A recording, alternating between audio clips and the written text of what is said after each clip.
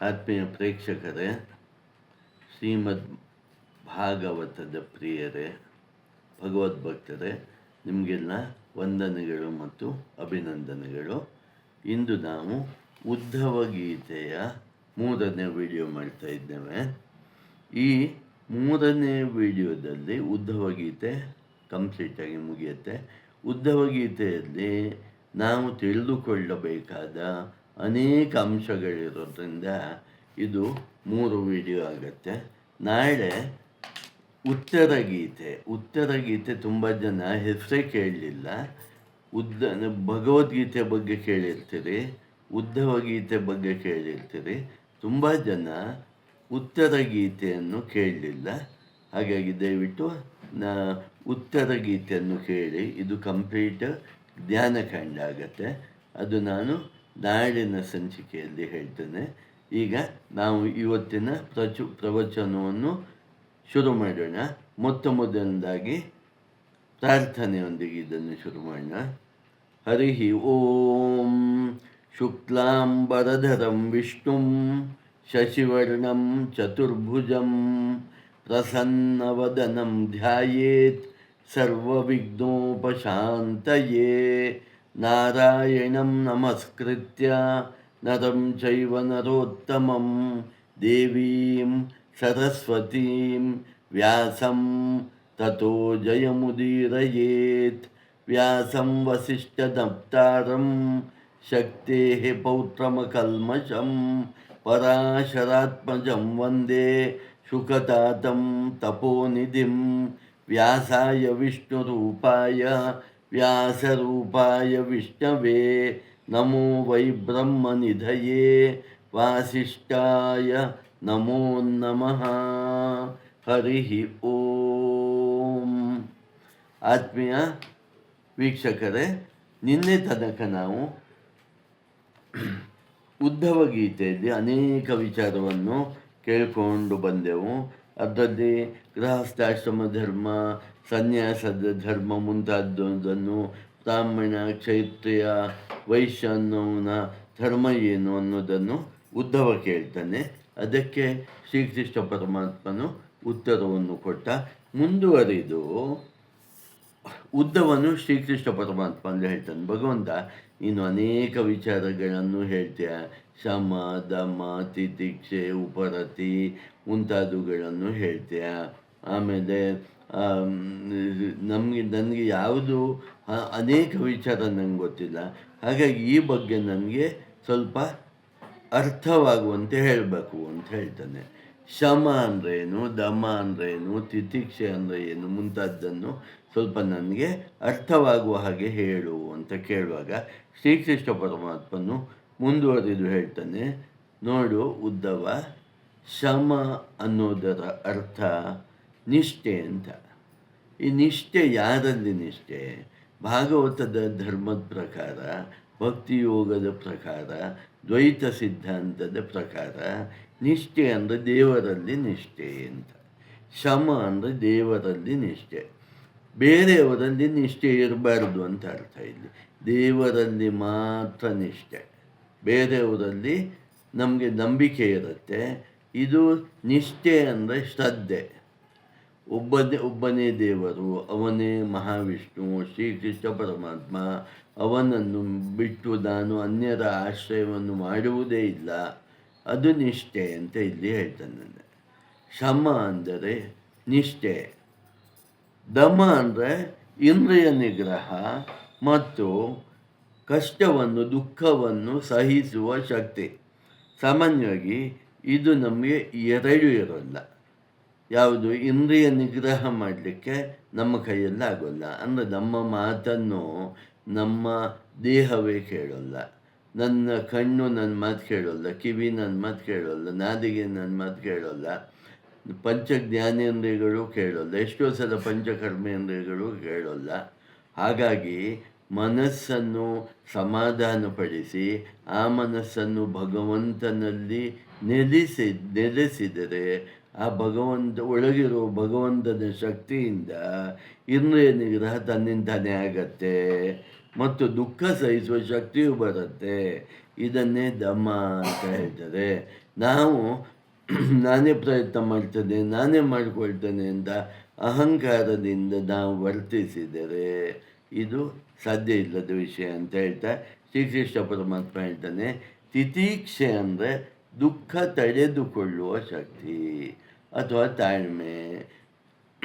ದುಃಖ ಬರುತ್ತೆ, ಸುಖ ಬರುತ್ತೆ, ಎಷ್ಟೋ ಸಲ ನಮ್ಮ ಶಕ್ತಿಗಿಂತ ಮೀರಿದ ದುಃಖಗಳು, ನೋವುಗಳು ಬರುತ್ತೆ. ಆವಾಗ ನಮಗೆ ಅದನ್ನು ತಡ್ಕೊಳ್ಳಿಕ್ಕಾಗೋಲ್ಲ, ಉದ್ವೇಗಕ್ಕೆ ಒಳಗಾಗ್ತೇವೆ, ನಮ್ಮ ಶಾಂತಿಯನ್ನು ಕಳ್ಕೊಳ್ತೇವೆ, ತಾಳ್ಮೆಯನ್ನು ಕಳ್ಕೊಳ್ತೇವೆ, ಸಿಕ್ಕಿದವರ ಮೇಲೆಲ್ಲ ಕಿರ್ಚಾಡ್ತೇವೆ. ಸೊ ಭಗವಂತ ಹೇಳ್ತಾನೆ, ನೀನು ತಿತಿಕ್ಷೆಯನ್ನು ಬೆಳೆಸಿಕೊಂಡರೆ ನಿನ್ನ ಮನಸ್ಸನ್ನು ಭಗವಂತನಲ್ಲಿ ನೀನು ಆವಿರ್ಭಾವ ಮಾಡಿಕೊಂಡರೆ ಮತ್ತು ಜ್ಞಾನದಿಂದ ನಮ್ಮ ಜನ್ಮ ಮತ್ತು ಕರ್ಮಗಳನ್ನು ಮತ್ತು ಭಗವಂತನ ಜನ್ಮ ಮತ್ತು ಕರ್ಮಗಳನ್ನು ಅರ್ಥ ಮಾಡಿಕೊಂಡರೆ ತನ್ನಿಂದಾನೇ ದುಃಖ ತಡೆಯುವ ಶಕ್ತಿ ಬರುತ್ತೆ, ತಾಳ್ಮೆ ತುಂಬ ಬರುತ್ತೆ. ಭಗವಂತನ ಭಕ್ತರಲ್ಲಿ ತಾಳ್ಮೆ ಅತ್ಯಂತ ಜಾಸ್ತಿ ಆಗಿರುತ್ತೆ. ತಪಸ್ಸು ಅಂದರೆ ಇಲ್ಲಿ ಭಗವಂತ ಹೇಳ್ತಾನೆ, ತಪಸ್ಸಿನಲ್ಲಿ ಸುಮಾರು ವಿಧ ತಪಸ್ಸುಗಳು ಇದೆ. ಆದರೆ ಎಲ್ಲ ತಪಸ್ಸುಗಳಿಗಿಂತ ದೊಡ್ಡ ತಪಸ್ಸು ಯಾವುದು ಗೊತ್ತಾ? ಆಸೆಯನ್ನು ಬಿಡುವುದು ಅಂತ ಹೇಳ್ತಾನೆ. ಸಾಮಾನ್ಯವಾಗಿ ಇದು ನಮಗೆ ನಮ್ಮ ಗಮನಕ್ಕೆ ಬಂದಿರೋಲ್ಲ. ನಾವು ತಪಸ್ಸು ಮಾಡೋದು ಅಂದರೆ ಧ್ಯಾನ ಮಾಡೋದು, ದೇವರ ಪೂಜೆ ಮಾಡೋದು, ಜಪ ಮಾಡೋದು, ಏಕಾದಶಿ ವ್ರತ ಮಾಡೋದು ಮುಂತಾದ್ದು ಅಂದ್ಕೊಳ್ತೇವೆ. ಅದೆಲ್ಲವೂ ತಪಸ್ಸೇ. ಆದರೂ ಶ್ರೀಕೃಷ್ಣ ಪರಮಾತ್ಮ ಹೇಳ್ತಾನೆ, ಅತ್ಯಂತ ಶ್ರೇಷ್ಠವಾದ ತಪಸ್ಸು ಅಂದರೆ ಆಸೆಯನ್ನು ಬಿಡುವುದೇ ಅತ್ಯಂತ ದೊಡ್ಡ ತಪಸ್ಸು ಅಂತ ಮುಂದುವರಿತಾ ಹೇಳ್ತಾನೆ. ಶೌಚ ಅಂದರೆ ಕರ್ಮಗಳಲ್ಲಿ ಆಸೆ ಇಲ್ಲದೆ ಇರೋದು, ಅಂದರೆ ಅನಾಸಕ್ತನಾಗಿ, ಅಂದರೆ ಕಾಮ್ಯ ಕರ್ಮಗಳನ್ನು ಬಯಸದೆ. ನಾವು ಮಾಡುವ ಕಾಮ್ಯ ಕರ್ಮಗಳಲ್ಲಿ ಪ್ರತಿ ಕರ್ಮದಲ್ಲೂ ನಮಗೆ ಬಯಕೆಗಳಿರ್ತದೆ. ಹಾಗಾಗಿ ಆ ಬಯಕೆಗಳನ್ನು ಬಿಟ್ಟು ಕರ್ಮ ಮಾಡುವುದೇ ಶೌಚ ಅಂತ ಒಂದು ವಿಶೇಷ ಅರ್ಥವನ್ನು ಶ್ರೀಕೃಷ್ಣ ಪರಮಾತ್ಮ ಇಲ್ಲಿ ಕೊಡ್ತಾ ಇದ್ದಾನೆ. ನೋಡಿ, ಇದು ಮುಂದಿಂದು ಪ್ರಶ್ನೆ ಭಾರಿ ಚೆನ್ನಾಗಿದೆ. ಉದ್ದವ ಕೇಳ್ತಾನೆ, ಧನ ಅಂದರೆ ಏನು, ಧನ ಅಂದರೆ ಯಾವುದು? ಈಗ ನಮ್ಮನ್ನು ಕೇಳಿದ್ರೆ ನಾವೇನು ಹೇಳ್ತೇವೆ? ಧನ ಗೊತ್ತಿಲ್ವ, ಕರೆನ್ಸಿ ನೋಟ್ ನೋಡಿಲ್ವ, 500 ರೂಪಾಯಿದು ನೋಟು, ಹಣ ಹಣ ಅಂತ ಹೇಳ್ತೇವೆ. ಭಗವಂತ ಹೇಳ್ತಾನೆ, ನೀನು ಅಂದ್ಕೊಂಡದ್ದು ಧನವೇ ಅಲ್ಲ ಅಂತ ಹೇಳ್ತಾನೆ. ಭಗವಂತ ಹೇಳ್ತಾನೆ, ನೀನು ಇದನ್ನು ಬರುವಾಗ ಈ ನಿನ್ನ ಜೀವನು ಈ ದೇಹವನ್ನು ಎತ್ತಿಕೊಂಡು ಬಂದಾಗ ನೀನು ಅದನ್ನು ತಂದಿದ್ದೀಯೋ? ತಂದಿಲ್ಲ. ಹೋಗುವಾಗ ತಗೊಂಡು ಹೋಗ್ತೀಯೋ? ತಗೊಂಡಲ್ಲ. ಹಾಗಾದರೆ ನಿನಗೆ ಇಹದಲ್ಲೂ ಪರದಲ್ಲೂ ಇದ್ದಾಗಲೂ ಈ ದೇಹವನ್ನು ಬಿಟ್ಟು ಮುಂದೆ ನೀನು ಹೋದಾಗಲೂ ನಿನಗೆ ಯಾವುದು ಉಪಯೋಗ ಆಗತ್ತೆ? ಅದೇ ಧನ. ಅದು ಯಾವುದು ಅಂದರೆ ಧರ್ಮ ಅಂತ ಹೇಳ್ತಾನೆ ಭಗವಂತ. ಹಾಗಾಗಿ ಭಗವಂತ ಹೇಳ್ತಾನೆ, ಧರ್ಮವೇ ಧನ. ಅದಕ್ಕೆ ನಿನ್ನ ಈ ಧನ ಅಲ್ಲಿ ಯಾವುದು ವರ್ಕ್ ಆಗೋಲ್ಲ. ನಿನ್ನ ಈ ದೇಹವನ್ನು ಬಿಟ್ಟು ನೀನು ಪ್ರಯಾಣ ಬೆಳೆಸಿದಾಗ ನಿನ್ನ ಈ ಧನ ಯಾವುದು ವರ್ಕ್ ಆಗೋಲ್ಲ. ಆದರೆ ಈ ಧನದಿಂದ ಧರ್ಮವನ್ನು ಮಾಡಿ ಪುಣ್ಯವನ್ನು ಸಂಪಾದಿಸಿದರೆ, ಅಂದರೆ ಕನ್ವರ್ಷನ್ ಮಾಡಿಕೊಂಡು ಹೋದರೆ. ಈಗ ನಾವು ಬೇರೆ ದೇಶಕ್ಕೆ ಹೋದಾಗ ಕರೆನ್ಸಿಯನ್ನು ಚೇಂಜ್ ಮಾಡಿಕೊಂಡು ಹೋಗೋಲ್ವಾ? ಅದು ಮಾತ್ರ ಅಲ್ಲಿ ನಡೆಯುತ್ತೆ. ಅಮೇರಿಕಾದಲ್ಲಿ ಹೋಗಿ ನಮ್ಮ ರೂಪಾಯಿಯಲ್ಲಿ ಅಲ್ಲಿ ಖರ್ಚು ಮಾಡಿದರೆ ಅದನ್ನು ಒಪ್ಪಲ್ಲ ಅವರು, ಅದಕ್ಕೆ ಯಾವ ವ್ಯಾಲ್ಯೂನೂ ಇಲ್ಲ. ಅದಕ್ಕೆ ಭಗವಂತ ಹೇಳ್ತಾನೆ, ನೀನು ಹಣದಿಂದ ಹಣವನ್ನು ದಾನ ಮಾಡಿ ಪುಣ್ಯವನ್ನು ಸಂಪಾದಿಸಿಕೋ. ಆ ಪುಣ್ಯ ಕನ್ವರ್ಟೆಡ್ ಹಣದ ಕನ್ವರ್ಷನ್ ಪುಣ್ಯ. ಆ ಪುಣ್ಯದಿಂದ ನಿನ್ನ ಇದ್ದಾಗಲೂ ಮತ್ತು ಈ ದೇಹವನ್ನು ಬಿಟ್ಟು ನೀನು ಪರಲೋಕಕ್ಕೆ ಹೋದಾಗಲೂ, ಅಂದರೆ ನೀವು ಗರುಡ ಪುರಾಣ ನೋಡಿದರೆ ನಮ್ಮ ಜೀವನು ಯಾತ್ರೆ ಮಾಡ್ತಾನೆ.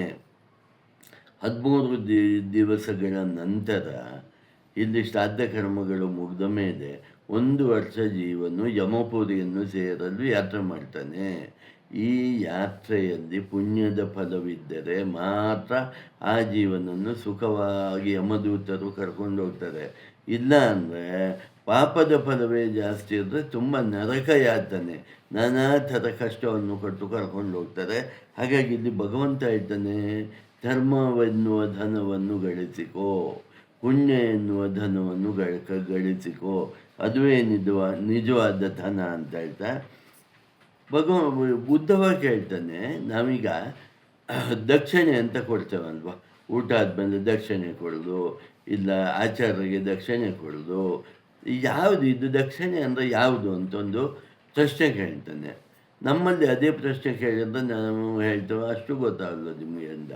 ಯಾಕಂದ್ರೆ ನಮ್ಗೆ ಗೊತ್ತಿರೋಲ್ಲ, ಅದಕ್ಕೆ ನಾವು ಬೇರೆಯವ್ರಿಗೆ ಹೇಳ್ತೇವೆ ನಿಮ್ಗೆ ಅಷ್ಟು ಗೊತ್ತಾಗಲ್ಲ ಅಂತ. ಭಗವಂತ ಹೇಳ್ತಾನೆ, ನೀನು ಅಂದ್ಕೊಂಡದ್ದು ದಕ್ಷಿಣೆ ಅಲ್ಲ. ಯಾರು ಜ್ಞಾನವನ್ನು ಈ ಜಗತ್ತಿಗೆ ಕೊಡುತ್ತಾರೋ ಅದೇ ದಕ್ಷಿಣೆ. ಜ್ಞಾನವನ್ನು ಕೊಡುವುದೇ ದಕ್ಷಿಣೆ. ಜ್ಞಾನವನ್ನು ತಿಳಿದುಕೊಂಡು ಜ್ಞಾನವನ್ನು ಕೊಡುವುದೇ ಮಹಾದಕ್ಷಿಣೆ. ಇದಕ್ಕಿಂತ ದೊಡ್ಡ ದಕ್ಷಿಣೆ ಅಂತ ಯಾವುದೂ ಇಲ್ಲ. ನೀನು ಹಣ ಕೊಟ್ಟರೆ ದಕ್ಷಿಣೆ ಅಲ್ಲ, ಜ್ಞಾನವನ್ನು ಕೊಡುವುದೇ ಅತ್ಯಂತ ಶ್ರೇಷ್ಠವಾದ ದಕ್ಷಿಣೆ ಅಂತ ಹೇಳ್ತಾ, ಬಲ ಯಾವುದು ಅಂತ ಕೇಳಿದಾಗ ಪ್ರಾಣಾಯಾಮವೇ ನಿಜವಾದ ಬಲ ಅಂತ ಹೇಳ್ತಾನೆ. ಸರಿಯಾದ ಪ್ರಾಣಾಯಾಮ ಮಾಡಿದರೆ ತನ್ನಿಂದಾನೇ ಇಂದ್ರಿಯ ನಿಗ್ರಹಗಳಾಗತ್ತೆ ಮತ್ತು ಚೈತನ್ಯ ಶಕ್ತಿ ಜಾಸ್ತಿ ಆಗತ್ತೆ. ಹಾಗಾಗಿ ಪ್ರಾಣಾಯಾಮವೇ ಬಲ ಅಂತ ಭಗವಂತ ಹೇಳ್ತಾನೆ. ಉದ್ದವ ಕೇಳ್ತಾನೆ, ಹಾಗಾದರೆ ಇಲ್ಲಿ ಲೌಕಿಕಲ್ಲಿ ಶ್ರೀಮಂತ ದರಿದ್ರ ಅಂತ ಹೇಳ್ತಾರಲ್ಲ, ದರಿದ್ರ ಅಂದರೆ ಯಾರು ಭಗವಂತ ಅಂತ ಕೇಳ್ತಾನೆ. ಎಷ್ಟೇ ಹಣ ಇದ್ದರು, ಎಷ್ಟೇ ಸಂಪತ್ತಿದ್ದರು, ಏನೇ ಸುಖಭೋಗಗಳು ಇದ್ದರೂ ನನಗೆ ಸಾಕಪ್ಪ ಇದು ಅನ್ನುವ ತೃಪ್ತಿ ಯಾರಿಗೆ ಇಲ್ಲವೋ ಅವನು ದಟ್ಟ ದರಿದ್ರ ಅಂತ ಇಲ್ಲಿ ಶ್ರೀಕೃಷ್ಣ ಪರಮಾತ್ಮ ಹೇಳ್ತಾನೆ. ಅತೃಪ್ತಿಯೇ ದರಿದ್ರತೆಯ ಸಂಕೇತ. ಯಾರಿಗೆ ಎಷ್ಟೇ ಇದ್ದರೂ ನನಗೆ ಸಾಕು ಅನ್ನುವ ತೃಪ್ತಿ ಇಲ್ವೋ ಅವನೇ ಅತ್ಯಂತ ದರಿದ್ರ ಅಂತ ಇಲ್ಲಿ ಶ್ರೀಕೃಷ್ಣ ಪರಮಾತ್ಮ ಹೇಳ್ತಾನೆ. ಹಾಗಾದರೆ ಶ್ರೀಮಂತ ಅಂದರೆ ಯಾರು ಅನ್ನೋ ಉದ್ಧವನ ಪ್ರಶ್ನೆಗೆ ಇದ್ದುದರಲ್ಲೇ ತೃಪ್ತಿ ಪಟ್ಟುಕೊಳ್ಳುವವನೇ ಶ್ರೀಮಂತ ಅಂತ ಹೇಳ್ತಾನೆ.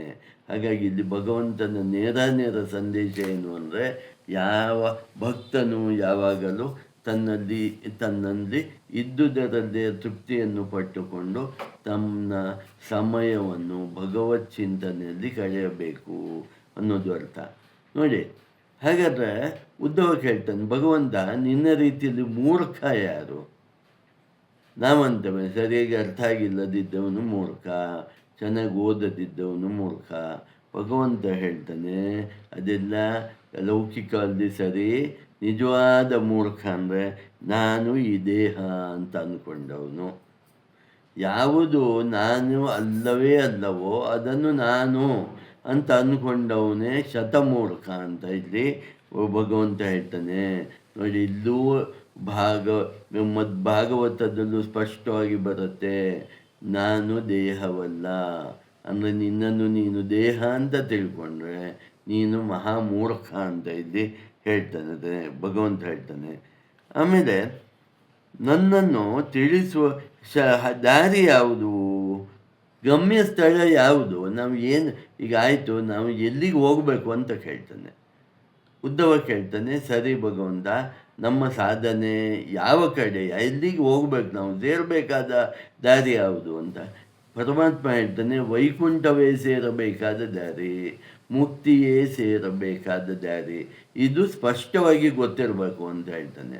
ನೀನು ಎಲ್ಲಿಗೆ ಹೋಗಬೇಕು ಅಂತ ಗೊತ್ತಿಲ್ಲದೆ ಉದ್ದಕ್ಕೂ ನಡೀತಾ ಹೋದರೆ ಎಲ್ಲಿಗೆ ಅಂತ ಫಸ್ಟ್ ನಿನ್ನ ಗಮ್ಯಸ್ಥಳವನ್ನು ನೀನು ಅರಿತುಕೊಳ್ಳಬೇಕು. ನನ್ನ ಸನ್ನಿಧಾನವಾದ ವೈಕುಂಠವೇ ಗಮ್ಯಸ್ಥಳ, ಅಥವಾ ಅವ್ಯಕ್ತ ರೂಪನಾಗಿ ನೀನು ನನ್ನನ್ನು ಪೂಜಿಸುವುದಾದರೆ ಮೋಕ್ಷವೇ ಗಮ್ಯಸ್ಥಳ. ಸಗುಣೋಪಾಸಕರಿಗೂ ನಿರ್ಗುಣೋಪಾಸಕರಿಗೂ ಸೇರಬೇಕಾದ ಸ್ಥಳವೇ ಮೋಕ್ಷ ಅಂತ ಇಲ್ಲಿ ಭಗವಂತ ಹೇಳ್ತಾನೆ. ಅದು ಆ ದಾರಿ ಯಾವುದು ಅಂತ ಕೇಳ್ತಾನೆ ಉದ್ದವ. ಸರಿ, ಗಮ್ಯ ಸೇರುವ ಪಾಯಿಂಟ್ ಹೇಳಿದ್ದು, ಹೋಗುವ ದಾರಿ ಗೊತ್ತಿರಬೇಕಲ್ಲ. ಅದಕ್ಕೆ ನೋಡಿ ಎಷ್ಟು ಚೆನ್ನಾಗಿ ಹೇಳ್ತಾನೆ ಭಗವಂತ. ಹೇಳ್ತಾನೆ, ಶಾಸ್ತ್ರಗಳು ಮತ್ತು ಶಾಸ್ತ್ರದಲ್ಲಿ ವಿಹಿತವಾಗಿ ಅಂದರೆ ಮಾಡಬೇಕು ಅನ್ನುವ ಧರ್ಮ, ಶಾಸ್ತ್ರದ ಧರ್ಮ, ಕರ್ಮಗಳು ಮುಂತಾದವೇ ಸರಿಯಾದ ದಾರಿ. ವೇದ ಪಠಣ, ವೇದಾಂತದ ಅರಿವು, ಧರ್ಮಶಾಸ್ತ್ರಗಳ ಅರಿವು, ಭಗವದ್ಗೀತೆಯ ಚಿಂತನೆ, ಪಠಣ, ಮನನ, ನಿಧಿಧ್ಯಾಸನ, ಭಾಗವತ, ಉಪನಿಷತ್ತುಗಳು, ಬ್ರಹ್ಮಸೂತ್ರಗಳು ಇವುಗಳನ್ನೆಲ್ಲ ಶ್ರವಣ, ಮನನ, ನಿಧಿಧ್ಯಾಸನ ಮಾಡಿಕೊಂಡು ಇದರಲ್ಲಿರುವ ಇಲ್ಲಿ ಏನು ಹೇಳಿದ್ದಾರೋ, ಈ ಶಾಸ್ತ್ರಗಳಲ್ಲಿ ಹೇಳಿದ್ದಾರೋ, ಏನು ಹೇಳಿದ್ದಾರೋ ಅದರಂತೆ ನಡೆದುಕೊಂಡು ಹೋಗುವುದೇ ದಾರಿ. ನೋಡಿ, ಇಲ್ಲಿ ಭಾಗವತಲ್ಲಿ ಅತಿ ಮುಖ್ಯವಾಗಿ ನಾವು ತಿಳ್ಕೊಳ್ಬೇಕಾದ ಭಗವಂತ ಏನು ಹೇಳ್ತಾನೆ, ನೋಡಿ ಮತ್ತೆ ಭಗವಂತ ಏನು ಹೇಳ್ತಾನೆ, ನಿನಗೆ ಗಮ್ಯವಾದ ಸ್ಥಳ ಮೊದಲು ಗೊತ್ತಿರಬೇಕು. ಗಮ್ಯವಾದ ಸ್ಥಳ ಯಾವುದು? ವೈಕುಂಠ ಅಥವಾ ಮೋಕ್ಷ. ಹೋಗುವ ದಾರಿ ಯಾವುದು? ಶಾಸ್ತ್ರಗಳು ಈ ದಾರಿಯನ್ನು ತೋರಿಸುತ್ತೆ. ಹಾಗೆ ಶಾಸ್ತ್ರಗಳು ಏನು ಹೇಳುತ್ತವೋ ಅದನ್ನು ನೀನು ತಿಳಿದುಕೊಂಡು ಅದರಂತೆ ನಡೆಯುವುದು ಅಂತ ಹೇಳ್ತಾನೆ. ಅತ್ಯಂತ ದುರ್ಲಭವಾದ್ದು ಯಾವುದು ಅಂತ ಉದ್ಧವ ಹೇಳ್ತಾನೆ. ಅತ್ಯಂತ ದುರ್ಲಭವಾದದ್ದು ಮನುಷ್ಯ ಜನ್ಮ ಅಂತ ಇಲ್ಲಿ ಶ್ರೀಕೃಷ್ಣ ಪರಮಾತ್ಮ ನೇರ ಉತ್ತರ ಕೊಡ್ತಾನೆ. ಅತ್ಯಂತ ದುರ್ಲಭವಾದದ್ದು ಮನುಷ್ಯ ಜನ್ಮ. ಮನುಷ್ಯ ಜನ್ಮ ಬಂದು ಆ ಮನುಷ್ಯ ಜನ್ಮದಲ್ಲಿ ಬರುವ ಜೀವನಿಗೆ ಮನುಷ್ಯ ಜನ್ಮದಲ್ಲಿ ಸಿಗುವ ದೇಹವನ್ನು ದೋಣಿ ಅಂತ ತಿಳ್ಕೊ. ಅಲ್ಲಿ ಸಿಗುವ ಆ ದೋಣಿಯನ್ನು ನಡೆಸುವ ಅಲ್ಲಿ ಸಿಗುವ ಗುರುವನ್ನು ಅಂಬಿಗ ಅಂತ ತಿಳ್ಕೊ. ಕೈಕಾಲು, ಪಂಚೇಂದ್ರಿಯಗಳು, ಪಂಚಕರ್ಮೇಂದ್ರಿಯಗಳು, ಪಂಚಜ್ಞಾನೇಂದ್ರಿಯಗಳು, ಬುದ್ಧಿ, ಮನಸ್ಸು ಅಂಗವಿಹೀನತೆ ಇಲ್ಲದೆ ಇರುವುದು, ದಾನ ಧರ್ಮಗಳನ್ನು ಮಾಡುವ ಹಣದ ಶಕ್ತಿ ಇರುವುದು, ಎಲ್ಲವೂ ಇದು ಭಗವಂತನು ನಿನಗೆ ಕೊಟ್ಟ ಅತ್ಯಂತ ದೊಡ್ಡ ಅವಕಾಶ ಎನ್ನುವುದನ್ನು ತಿಳಿದುಕೋ. ಮನುಷ್ಯ ಜನ್ಮವೇ ಸಿಗುವುದು ಅತ್ಯಂತ ದುರ್ಲಭ. ಈ ಮನುಷ್ಯ ಜನ್ಮ ಬಂದಾಗ ಇಷ್ಟೆಲ್ಲ ಅನುಕೂಲಗಳು ನಾನು ನಿನಗೆ ಕೊಟ್ಟಾಗ, ಅಂದರೆ ಭಗವಂತನ ಕೃಪೆ ಇದ್ದಾಗ, ನೀನು ಮೋಕ್ಷವನ್ನು ಬಯಸದೇ ಇದ್ದರೆ, ನೀನು ಇಷ್ಟ ಬಂದ ಹಾಗೆ ಈ ಜೀವನವನ್ನು ಕಳೆದರೆ, ಮನುಷ್ಯ ಜನ್ಮವು ವ್ಯರ್ಥವಾದರೆ, ಮುಂದಿನ ಜನ್ಮಗಳು ನಿನ್ನ ಜೀವಾತ್ಮನು ಪ್ರಾಣಿ ದೇಹಗಳಲ್ಲಿ ಪ್ರವೇಶಿಸಿದರೆ ಮತ್ತೆ ಈ ಮನುಷ್ಯ ಜನ್ಮವನ್ನು ಪಡೆಯಲು ಸಾವಿರಾರು ಲಕ್ಷಾಂತರ ಜನ್ಮಗಳನ್ನು ಕಾಯಬೇಕಾಗುತ್ತದೆ. ಹಾಗಾಗಿ ಅತ್ಯಂತ ದುರ್ಲಭವಾದ ಮನುಷ್ಯ ಜನ್ಮವನ್ನು ಪಡೆದು ಮೋಕ್ಷದ ಚಿಂತನೆಯನ್ನೇ ಮಾಡಬೇಕು ಎಂದು ಸ್ಪಷ್ಟವಾಗಿ, ಅತೀ ಸ್ಪಷ್ಟವಾಗಿ ಇಲ್ಲಿ ಶ್ರೀಕೃಷ್ಣ ಪರಮಾತ್ಮನು ಹೇಳ್ತಾನೆ. ಉದ್ಧವ ಹೇಳ್ತಾನೆ, ಯಾವುದು ಒಳ್ಳೆಯದು, ಯಾವುದು ಕೆಟ್ಟದು, ಯಾವುದು ಧರ್ಮ, ಯಾವುದು ಅಧರ್ಮ ಅಂತ. ಇಲ್ಲಿ ಭಗವಂತ ಒಂದು ಹೇಳ್ತಾನೆ, ಒಬ್ಬ ವ್ಯಕ್ತಿಗೆ ಯಾವುದು ಪುಣ್ಯ ಆಗಿರುತ್ತೋ ಕೆಲವು ಸಲ ಮತ್ತೊಬ್ಬನಿಗೆ ಅದು ಪಾಪಕರ್ಮ ಆಗ್ಬೋದು. ಕೆಲವು ಸಲ ಒಬ್ಬನಿಗೆ ಯಾವುದು ಪಾಪಕರ್ಮ ಆಗತ್ತೋ ಇನ್ನೊಬ್ಬನಿಗೆ ಅದು ಪುಣ್ಯಕರ್ಮ ಆಗ್ಬೋದು. ಇದನ್ನು ಪುಣ್ಯವನ್ನು ಗುಣ ಅಂತ, ಪಾಪವನ್ನು ದೋಷ ಅಂತ ನಾವು ತಿಳ್ಕೊಳ್ಬೇಕು. ಇಲ್ಲಿ ಭಗವಂತ ಹೇಳ್ತಾನೆ, ಒಂದು ಉದಾಹರಣೆ ಹೇಳ್ತಾನೆ ನೋಡಿ. ಪೂಜೆ ಮಾಡುವಾಗ ಕೂತ್ಕೊಂಡು ಪೂಜೆ ನಮಗೆ ಕಾಲು ಮಡಿಸ್ಲಿಕ್ಕೆ ಆಗೋದಿಲ್ಲ, ಎಷ್ಟೋ ಜನಕ್ಕೆ ಆಗೋಲ್ಲ ಅಲ್ವಾ. ನಾವು ಕೆಳಗೆ ಕೂತ್ಕೊಳ್ಳಿಕ್ಕೂ ಆಗೋಲ್ಲ. ನಾನು ಚೇರಲ್ಲಿ ಕೂತು ಪೂಜೆ ಮಾಡ್ತೇನೆ, ಸಂಧ್ಯಾವನ್ನೇ ಮಾಡ್ತೇನೆ ಅಂದರೆ ಅದು ಅಧರ್ಮ ಅಲ್ವಾ ಅಂತ ಹೇಳ್ತಾರೆ. ಭಗವಂತ ಹೇಳ್ತಾನೆ, ಅಧರ್ಮ ಅಲ್ಲ ಅದು, ಅವರಿಗೆ ಅದು ಅಧರ್ಮ ಅಲ್ಲ. ಆದರೆ ಯೌವನ ಇದ್ದವನಿಗೆ, ಕೈಕಾಲು ಸರಿ ಇದ್ದವನಿಗೆ, ಎಲ್ಲ ಅವಯವ ಚೆನ್ನಾಗಿದ್ದವನು ನಾನು ಚೇರಲ್ಲಿ ಕೂತು ಪೂಜೆ ಮಾಡ್ತಾನೆ ಅಂದರೆ ಅದು ದೋಷ ಆಗತ್ತೆ ಅಂತ ಹೇಳ್ತಾನೆ. ನೋಡಿ, ಒಬ್ಬನಿಗೆ ಅದು ದೋಷ ಅಲ್ಲ, ಪುಣ್ಯ ಸಂಪಾದನೆ. ಇನ್ನೊಬ್ಬನಿಗೆ ಅದೇ ವಿಷಯ ದೋಷ ಆಗತ್ತೆ, ಇದನ್ನು ತಿಳಿದುಕೊಳ್ಬೇಕು ಅಂತ ಹೇಳ್ತಾನೆ. ನೋಡಿ, ಇನ್ನೊಂದು ಹೇಳ್ತಾನೆ, ಬ್ರಹ್ಮಚಾರಿ ಸ್ತ್ರೀಯನ್ನು ನೋಡುವುದು ದೋಷ. ಬ್ರಹ್ಮಚಾರಿ ಆಶ್ರಮದಲ್ಲಿದ್ದಾಗ ಹೆಂಗಸರ ಬಗ್ಗೆ ಚಿಂತನೆ ಮಾಡುವುದು, ನೋಡುವುದು ಮತ್ತು ಅವರಲ್ಲಿ ಹೆಚ್ಚು ಸಂಘ ಬೆಳೆಸುವುದು ತುಂಬ ದೋಷ ಅಂತ ಕೃಷ್ಣ ಹೇಳ್ತಾನೆ. ಅದೇ ಗೃಹಸ್ಥ ಅಂದರೆ ಅವಿವಾಹಿತನಾದ ಗೃಹಸ್ಥನಾದರೆ ತನ್ನ ಹೆಂಡತಿಯನ್ನು ಸೇರುವುದು ಧರ್ಮ, ಸೇರದೇ ಇರುವುದೇ ದೋಷ ಅಂತ ಹೇಳ್ತಾನೆ. ತನ್ನ ಹೆಂಡತಿಯನ್ನು ನೋಡುವುದು, ಸೇರುವುದು, ಹೆಂಡತಿಯ ಜೊತೆಗಿರುವುದೇ ಧರ್ಮ, ಗೃಹಸ್ಥ ಧರ್ಮ. ಅಕಸ್ಮಾತ್ ಹಾಗೆ ಮಾಡದಿದ್ದರೆ ಅದು ದೋಷ ಆಗತ್ತೆ ಅಂತ ಹೇಳ್ತಾ ಭಗವಂತ ಹೇಳ್ತಾನೆ, ಅವಿವಾಹಿತವಾದ ಗೃಹಸ್ಥ ಹೆಣ್ಣನ್ನು ಮದುವೆಯಾದರೆ ಅದು ಗುಣ ಧರ್ಮ ಆಗತ್ತೆ. ಅದೇ ಒಬ್ಬ ಸನ್ಯಾಸಾಶ್ರಮವನ್ನು ಸ್ವೀಕರಿಸಿದವನು ಹೆಣ್ಣನ್ನು ಮದುವೆಯಾದರೆ ಅದು ಅತ್ಯಂತ ದೋಷ ಆಗತ್ತೆ. ಹಾಗಾಗಿ ವ್ಯಕ್ತಿಗೆ ಅನುಸಾರವಾಗಿ ಗುಣ ಮತ್ತು ದೋಷಗಳು, ಪಾಪ ಮತ್ತು ಪುಣ್ಯಗಳು ಇದು ಪರಿಗಣಿಸಲ್ಪಡತ್ತೆ ಅಂತ. ನೀವು ಸಾಮಾನ್ಯ ಉದಾಹರಣೆ ತಗೊಂಡ್ರೆ, ನಮ್ಮ ಶತ್ರು ದೇಶವಾದ ಪಾಕಿಸ್ತಾನದವನು ಒಬ್ಬ ಇಲ್ಲಿ ಓಡಾಡ್ತಾ ಇದ್ದಾನೆ ಅಂತ ಇಟ್ಕೊಳ್ಳಿ. ಸುಮ್ಮನೆ ಟ್ರಾವೆಲರ್ ಆಗಿ, ಟೂರಿಸ್ಟ್ ಆಗಿ ಬಂದಿದ್ದಾನೆ. ನೀವು ಅವನನ್ನು ಪಾಕಿಸ್ತಾನದವನು ಅನ್ನೋ ಒಂದೇ ಒಂದು ದೃಷ್ಟಿಯಿಂದ ಕೊಂದರೆ ಅದು ದೋಷ ಆಗತ್ತೆ. ಆದರೆ ಅದೇ ವ್ಯಕ್ತಿ ಯುದ್ಧದಲ್ಲಿ ನಮ್ಮ ಮುಂದೆ ನಿಂತು ವೈರಿ ಸೇನೆಯಲ್ಲಿದ್ದು ಭಾರತೀಯ ಸೈನಿಕ ಒಬ್ಬ ಅವನನ್ನು ಕೊಂದರೆ ಅತ್ಯಂತ ಶ್ರೇಷ್ಠವಾದ ದೇಶ ಧರ್ಮ ಆಗತ್ತೆ. ಹಾಗಾಗಿ ಇಲ್ಲಿ ನೋಡಿ, ವ್ಯಕ್ತಿಗತವಾಗಿ ಕೆಲವು ಸಲ ಗುಣದೋಷಗಳು ಬದಲಾವಣೆ ಆಗತ್ತೆ ಮತ್ತು ಸಮಯ ಕಾರ್ಯಗತವಾಗಿ ಗುಣದೋಷಗಳು ಬದಲಾಗತ್ತೆ. ಇದು ಸೂಕ್ಷ್ಮವಾಗಿದೆ, ಇದನ್ನು ತಿಳ್ಕೊಳ್ಬೇಕು ಅಂತ ಭಗವಂತ ಹೇಳ್ತಾನೆ. ಹಾಗಾದರೆ ಮಡಿ ಅಂದರೆ ಏನು? ಮಡಿ ಅಂತ ಹೇಳ್ತಾರಲ್ಲ, ಏನು ಅಂತ ಕೇಳಿದಾಗ ಉದ್ಧವನ ಪ್ರಶ್ನೆಗೆ ಶ್ರೀಕೃಷ್ಣ ಪರಮಾತ್ಮ ಹೇಳ್ತಾನೆ, ಯಾವ ವಸ್ತುವಿನಲ್ಲಿ ದೇವರ ಸನ್ನಿಧಾನವಿದೆಯೋ, ಯಾರ ವ್ಯಕ್ತಿಯಲ್ಲಿ ದೇವರ ಸನ್ನಿಧಾನವಿದೆಯೋ ಅದನ್ನು ಮಡಿ ಅಂತಾರೆ. ಯಾವ ವಸ್ತುವಿನಲ್ಲಿ ದೇವರ ಸನ್ನಿಧಾನವಿಲ್ಲವೋ ಅದು ಮಡಿಯಲ್ಲ, ಅದು ಮೈಲಿಗೆ ಅಂತ ಹೇಳ್ತಾರೆ. ಅದು ಮಡಿ ಅನ್ಸ್ಕೊಳ್ಳಲ್ಲ. ಒಂದು ಉದಾಹರಣೆಯನ್ನು ಕೊಡ್ತಾ ಭಗವಂತ ಹೇಳ್ತಾನೆ, ಒಂದು ಕಲ್ಲಿನಲ್ಲಿ ಚಂದವಾಗಿ ಮೂರ್ತಿಯನ್ನು ಕೆತ್ತನೆ ಮಾಡಿ ಭಗವಂತನ ವಿಗ್ರಹವನ್ನು ಮಾಡಿದ್ದಾರೆ. ಅದು ಭಗವಂತನ ಸಾನ್ನಿಧ್ಯದಿಂದ ಇರುವುದರಿಂದ ಅತ್ಯಂತ ಮಡಿ. ಅದೇ ಥರದ ಇನ್ನೊಂದು ಕಲ್ಲನ್ನು ಹೊರಗೆ ಬಿಸಾಡಿದ್ದಾರೆ, ಅಲ್ಲಿ ಭಗವಂತನ ಸಾನ್ನಿಧ್ಯ ಅತಿ ಕಡಿಮೆ ಇರುವುದರಿಂದ ಅದು ಮಡಿ ಆಗುವುದಿಲ್ಲ ಅಂತ ಹೇಳ್ತಾರೆ.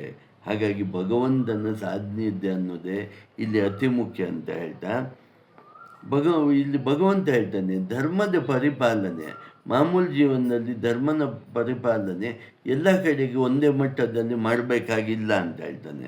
ಮನೆಯಲ್ಲಿದ್ದಾಗ 100% ಧರ್ಮದ ಆಚರಣೆಯನ್ನು ಮಾಡಬೇಕು. ನೀನು ಯಾತ್ರೆಯಲ್ಲಿ ಇದ್ದಾಗ ಅದರ ಕಾಲು ಭಾಗ ಧರ್ಮವನ್ನು ಆಚರಣೆ ಮಾಡಿದ್ರೆ ಪೂರ್ತಿ ಧರ್ಮದ ಆಚರಣೆ ಮಾಡಿದ ಹಾಗಾಗತ್ತೆ ಅಂತ ಆಶ್ರಮ ಧರ್ಮದ ಬಗ್ಗೆ ಇಲ್ಲಿ ಭಗವಂತ ಹೇಳ್ತಾನೆ. ಮತ್ತು ಪುಣ್ಯಸ್ಥಳ ಯಾವುದು ಅನ್ನೋದಕ್ಕೆ ನದಿ ತೀರಗಳು, ಸಮುದ್ರದ ತೀರಗಳು, ಎಲ್ಲಿ ಜ್ಞಾನಿಗಳು ಇರ್ತಾರೋ ಅದೇ ಪುಣ್ಯಸ್ಥಳ ಅಂತ ಭಗವಂತ ಹೇಳ್ತಾ, ಯಾವ ಮುಹೂರ್ತ ಅಂದರೆ ಏನು, ಯಾವ ಮುಹೂರ್ತ ಒಳ್ಳೆಯದು ಅಂದರೆ ಯಾವ ಮುಹೂರ್ತದಲ್ಲಿ ಭಗವಂತನ ಹೆಚ್ಚಿನ ಸಾನ್ನಿಧ್ಯತೆ ಇದೆಯೋ ಅದೇ ಒಳ್ಳೆಯ ಮುಹೂರ್ತ ಅಂತ ಪರಿಗಣಿಸಲ್ಪಡುತ್ತೆ ಅಂತ ಇಲ್ಲಿ ಹೇಳ್ತಾ, ಕೊನೆಗೆ ನಾವು ತಿಳ್ಕೊಳ್ಬೇಕಾದ ಒಂದು ವಿಷಯ ಹೇಳ್ತಾನೆ. ಸಾಮಾನ್ಯವಾಗಿ ಈ ಲೋಕದ ಜನರು ಪ್ರತಿಮಾ ಪೂಜೆ ಮಾಡ್ತಾರೆ, ಪ್ರತಿಮೆಯನ್ನು ಇಟ್ಕೊಂಡು ಪೂಜೆ ಮಾಡ್ತಾರೆ. ಸಾಮಾನ್ಯವಾಗಿ ಪ್ರತಿಮೆಯನ್ನು ಸಗುಣೋಪಾಸನೆ ಮಾಡ್ತಾರೆ. ಈಗ ಈ ಪ್ರತಿಮೆಯಲ್ಲಿ ಎಷ್ಟು ಥರ ಪ್ರತಿಮೆಗಳಿವೆ ಅಂತ ಉದ್ಧವನು ಕೇಳಿದಾಗ ಭಗವಂತ ಹೇಳ್ತಾನೆ, 8 ಥರ ಪ್ರತಿಮೆಗಳು ಇವೆ. ಇದು ನೋಡಿ, ಸಾಮಾನ್ಯವಾಗಿ ನಮಗೆ ಗೊತ್ತಿರೋಲ್ಲ ಪ್ರತಿಮೆ, ಇದನ್ನು ನಾವು ಯೋಚನೆ ಮಾಡಿರೋಲ್ಲ. ಭಗವಂತ ಹೇಳ್ತಾನೆ, ಒಂದು ಕಲ್ಲಿನ ಪ್ರತಿಮೆ, ಕಲ್ಲಿನಿಂದ ಮಾಡುವ ಪ್ರತಿಮೆ.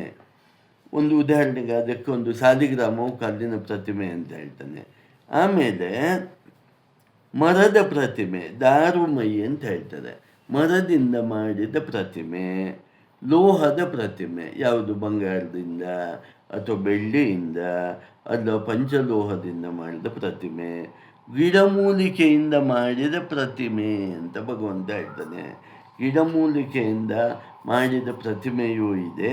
ಆಮೇಲೆ ಚಿತ್ರ ಬಿಡಿಸಿ, ಶಾಸ್ತ್ರ ಪ್ರಕಾರ ಚಿತ್ರವನ್ನು ಬಿಡಿಸಿ ಭಗವಂತನನ್ನು ಪ್ರತಿಮಾ ರೂಪದಲ್ಲಿ, ಅಂದರೆ ಚಿತ್ರರೂಪದಲ್ಲಿ ನೋಡಿದ್ರು ಅದು ಪೂಜೆಗೆ ಯೋಗ್ಯವಾದ ಪ್ರತಿಮೆಯೇ ಅಂತಾನೆ.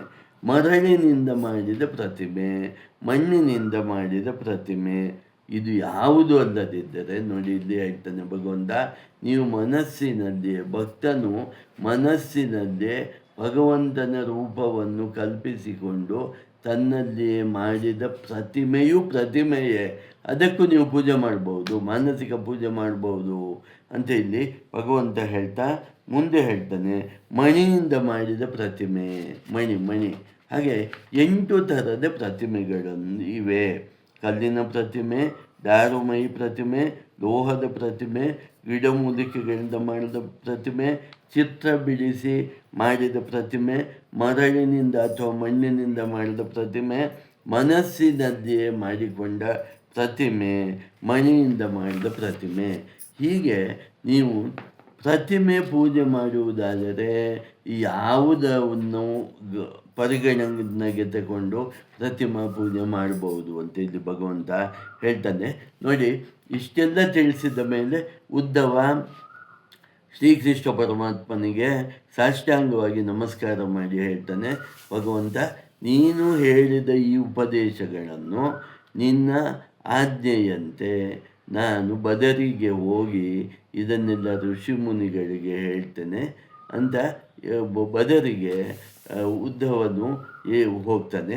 ಶ್ರೀಕೃಷ್ಣ ಪರಮಾತ್ಮನು ತನ್ನ ಅವತಾರವನ್ನು ಸಮಾಪ್ತಿ ಮಾಡಬೇಕು ಅನ್ನೋ ಉದ್ದೇಶದಿಂದ ಮೊದಲೇ ಹೇಳಿದಂತೆ ಪ್ರಭಾಸ ಕ್ಷೇತ್ರಕ್ಕೆ ತಾನು ಮತ್ತು ಯಾದವರನ್ನೆಲ್ಲ ಕರ್ಕೊಂಡು ಹೋಗ್ತಾನೆ.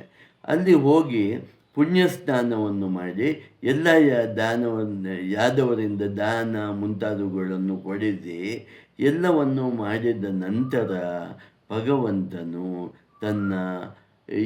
ತನ್ನ ಅವತಾರದ ಸಮಾಪ್ತಿಯನ್ನು ಶುರು ಮಾಡ್ತಾನೆ.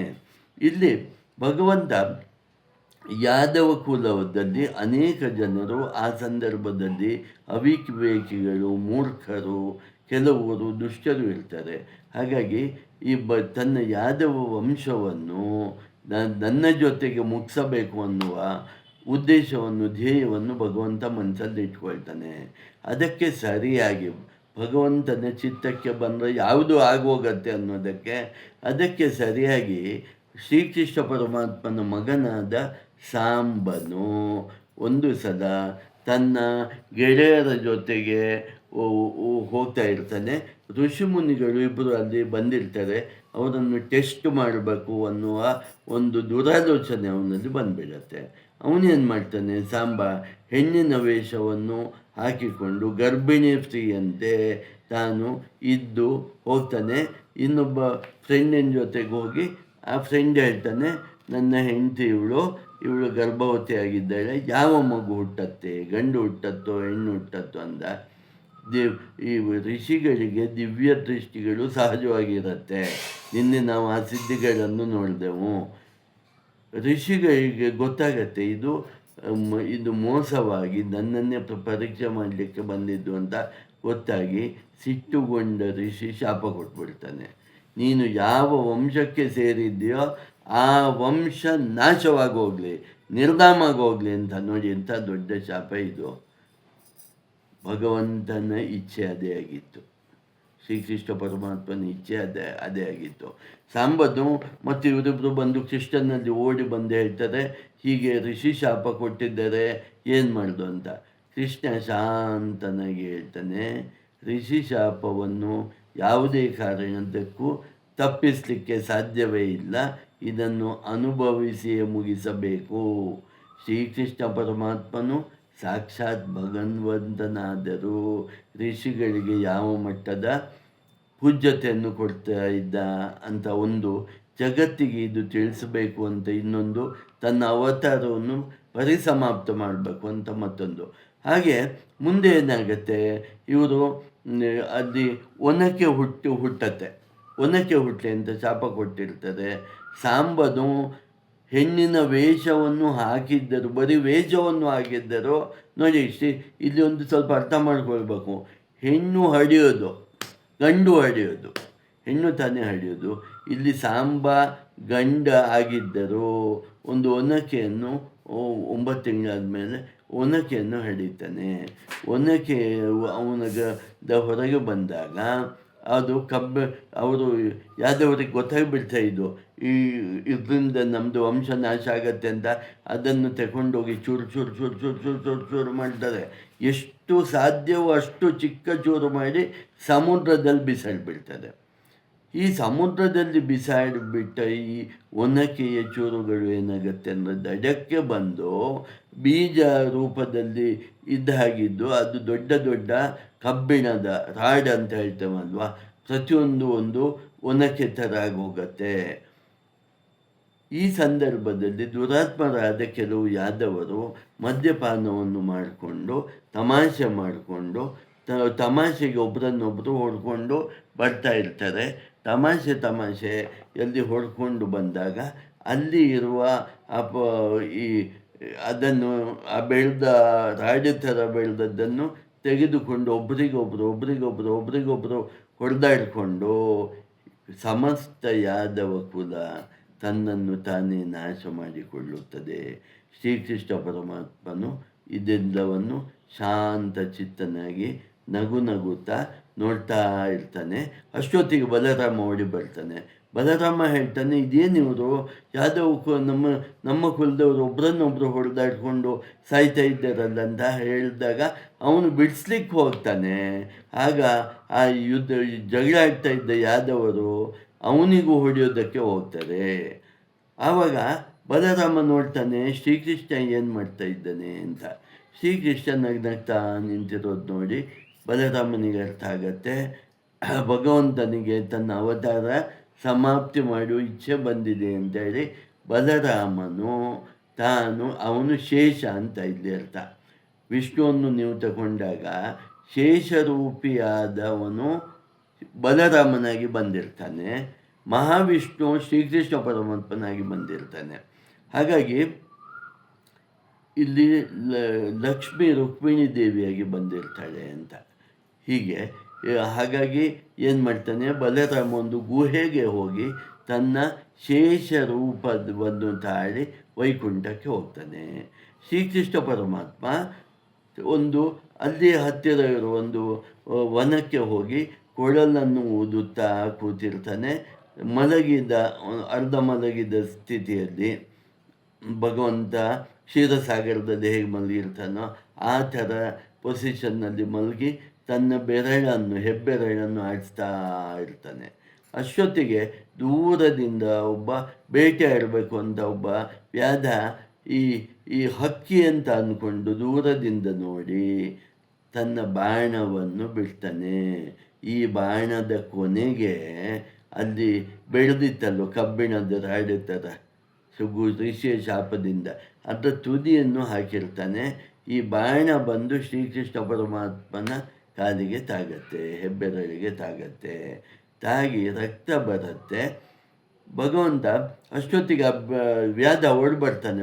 ಓಡ್ಬಂದು ಅವನಿಗೆ ಗೊತ್ತಾಗತ್ತೆ, ಅಯ್ಯೋ ನಾನು ಇಂಥ ಮಹಾಪರಾಧ ಮಾಡಿದೆ, ಇದಕ್ಕೆ ಕ್ಷಮೆನೇ ಇಲ್ಲ ಅಂತ ಅವನೇ ತಿಳ್ಕೊಂಡು ಹೇಳ್ತಾನೆ. ಶ್ರೀಕೃಷ್ಣ ಅಲ್ಲಿ ಭಗವಂತ ನೀನು ನನ್ನನ್ನು ಕೊಂದು ಬಿಡು ಅಂತ.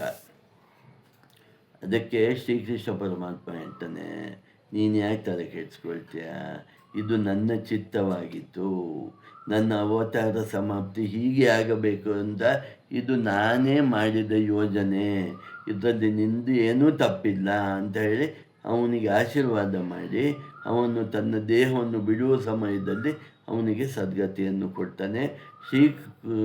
ಕೃಷ್ಣ ಪರಮಾತ್ಮನು ತಾನು ತನ್ನ ಅವತಾರ ಸಮಾಪ್ತಿಯನ್ನು ಮಾಡಿ ವೈಕುಂಠವನ್ನು ಸೇರ್ತಾನೆ. ಆತ್ಮೀಯ ಭಕ್ತರೇ, ಮುಂದಿನ ಸಂಚಿಕೆಯಲ್ಲಿ ಹೀಗೆ ಶ್ರೀಕೃಷ್ಣ ಪರಮಾತ್ಮನ ಅವತಾರ ಸಮಾಪ್ತಿಯಾಗತ್ತೆ. ಮುಂದಿನ ಸಂಚಿಕೆಯಲ್ಲಿ ನಾವು ಉತ್ತರ ಗೀತೆಯನ್ನು ನೋಡೋಣ. ನಾನು ಭಗವದ್ಗೀತೆಯನ್ನು ಹೇಳಿದೆ, ನಾರದರ ಭಕ್ತಿ ಸೂತ್ರವನ್ನು ಹೇಳಿದೆ, ಉದ್ಧವ ಗೀತೆಯನ್ನು ಹೇಳಿದೆ. ಇನ್ನು ಉತ್ತರ ಗೀತೆ ಇದು ಪೂರ್ತಿ ಜ್ಞಾನ ಪ್ರಧಾನವಾದ್ದು. ಇದು ಶ್ರೀಕೃಷ್ಣ ಪರಮಾತ್ಮನು ಅರ್ಜುನನಿಗೆ ಹೇಳೋದು. ಅರ್ಜುನಕ್ಕೆ ಹೇಳ್ತಾನೆ, ಭಗವಂತ ಇದೆಲ್ಲ ಸಾಕು, ನನಗೀಗ ಮುಕ್ತಿಗೆ ಹೋಗಬೇಕು ಅಂದರೆ ನಾನೇನು ಮಾಡಬೇಕು ಅದು ಮಾತ್ರ ಹೇಳು. ನೀನು ಭಗವದ್ಗೀತೆಯಲ್ಲಿ ತುಂಬ ಹೇಳಿದೆ ಕರ್ಮ ಮಾಡುವಂತೆ, ಕರ್ಮಯೋಗ, ಭಕ್ತಿಯೋಗ, ಧ್ಯಾನ ಯೋಗ, ಮೋಕ್ಷ ಸನ್ಯಾಸ ಯೋಗ, ಬುದ್ಧಿಯೋಗ, ಸಾವಿರಾರು ವಿಚಾರಗಳನ್ನು ಹೇಳಿದ್ಯಾ. ನನ್ನ ಪ್ರಶ್ನೆ ಒಂದೇ. ಏನು ನನ್ನ ಪ್ರಶ್ನೆ? ಮೋಕ್ಷವನ್ನು ಸೇರುವುದು ಹೇಗೆ? ಈ ಪ್ರಶ್ನೆಗೆ ನೀನು ನೇರದಂಗೆ ಉತ್ತರ ಕೊಡಬೇಕು ಅಂತ ಪ್ರಾರ್ಥಿಸ್ತಾನೆ ಶ್ರೀಕೃಷ್ಣ ಪರಮಾತ್ಮನು ಉತ್ತರ ಗೀತೆಯಲ್ಲಿ. ಮೋಕ್ಷವನ್ನು ಹೇಗೆ ಪಡೆಯಬೇಕು ಅನ್ನೋದು ನೇರವಾಗಿ ಅದಕ್ಕೆ ಉತ್ತರವನ್ನು ಹೇಳ್ತಾನೆ. ಇದು ನಾವು ನಾಳೆಯ ದಿನ ನೋಡೋಣ. ನಿಮಗೆಲ್ಲ ವಂದನೆಗಳು ಮತ್ತು ಅಭಿನಂದನೆಗಳು. ಕೃಷ್ಣಂ ವಂದೇ ಜಗದ್ಗುರುಂ. ಓಂ ತತ್ ಸತ್ ಶ್ರೀಕೃಷ್ಣಾರ್ಪಣಮಸ್ತು. ಹರಿ ಓಂ.